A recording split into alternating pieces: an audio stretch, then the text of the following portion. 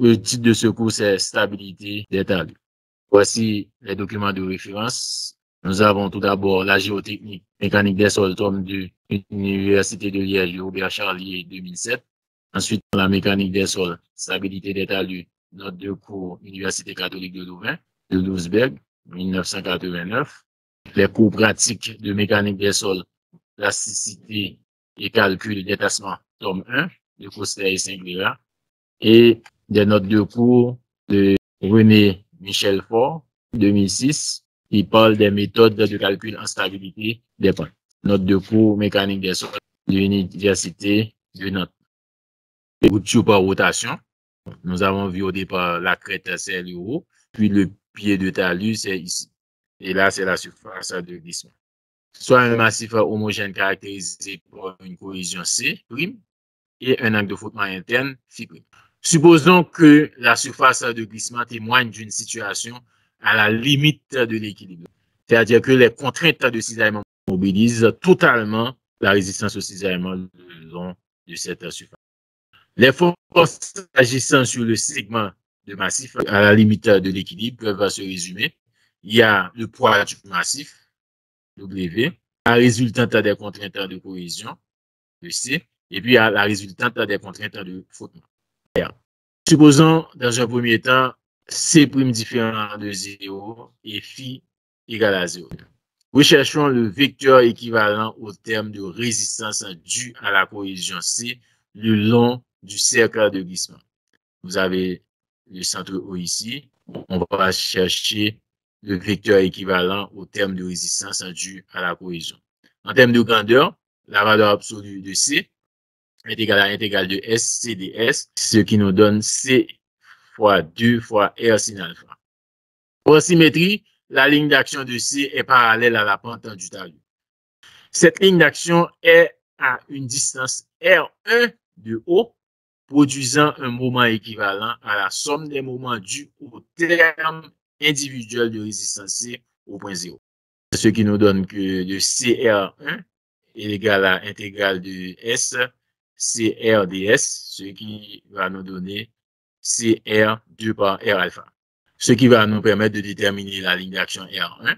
R1 égale à CR2 par R alpha sur 2C par R sin alpha, ce qui va nous donner alpha sur sin alpha par R.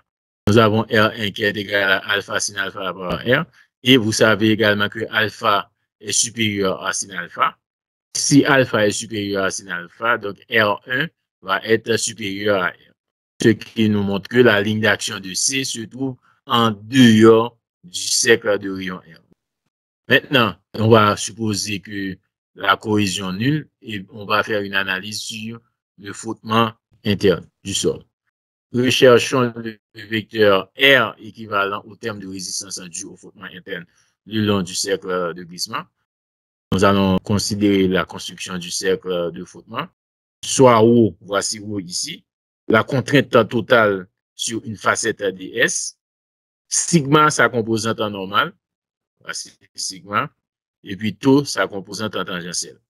Ρ et sigma forment un angle en phi. Voici l'angle phi ici, formé par les deux. Lorsque cet état de contrainte atteint la limite de rupture, vous avez l'angle phi.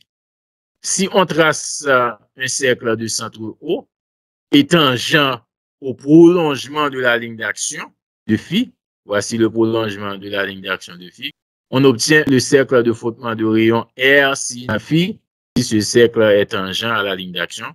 Les lignes d'action des contraintes en total correspondant au frottement limite le long de la surface de glissement sont toutes tangentes à ce cercle. On peut écrire en grandeur, en valeur absolue R, l'intégrale de S ρ ds égale à 1 sur cos phi, intégrale de S sigma ds. La grandeur de R dépend donc de la répartition de sigma le long de la surface de glissement. Et la contrainte en sigma est nulle en B et en C. Voici B et C. La contrainte est nulle, mais maximale entre ces deux points.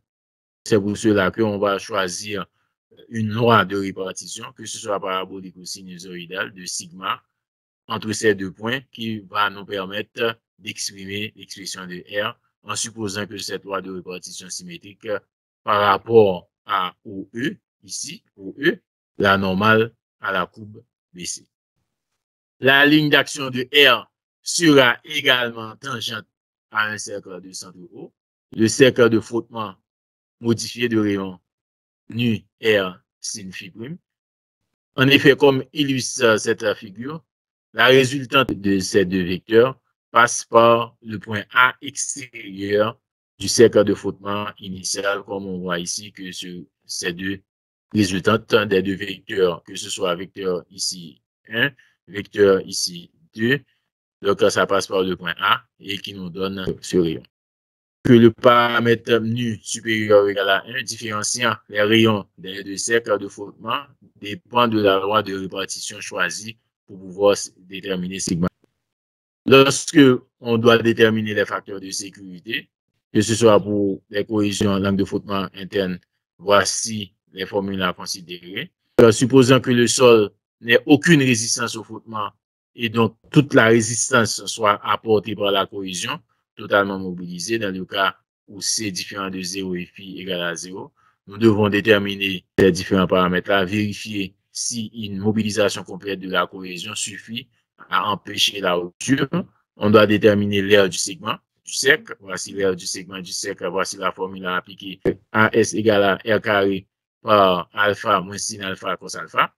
Pour le centre de gravité du segment G, OG est égal à 2 tiers R par sin cube alpha sur alpha moins sin alpha cos alpha.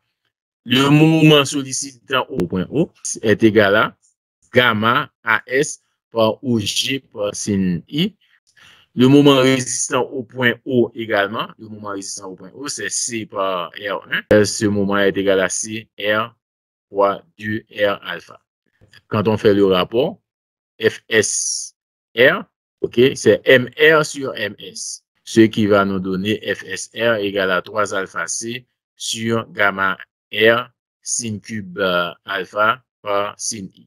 Lorsqu'on est dans le cas de frottement, à ce moment-là, C égale à 0 et phi différent de 0, on peut supposer que le sol n'ait aucune résistance en cohésion et donc que toute la résistance soit apportée par le frottement. C'est le frottement qui est totalement mobilisé. Nous pouvons regarder les mesures de résistance au frottement interne qui est mobilisé pour assurer la stabilité des talus, à savoir le facteur de sécurité. Et la formule appropriée, c'est sin phi mobilisable sur sin I égale à sin cube de alpha sur 3 par sin alpha moins alpha cos alpha. Et phi mobilisable max égale à I ou alpha égale à 0. Donc là, ce sont des formules à considérer dans le cas des routures par rotation, que ce soit pour lorsque la cohésion est totalement mobilisée ou bien lorsque le frottement est totalement mobilisé.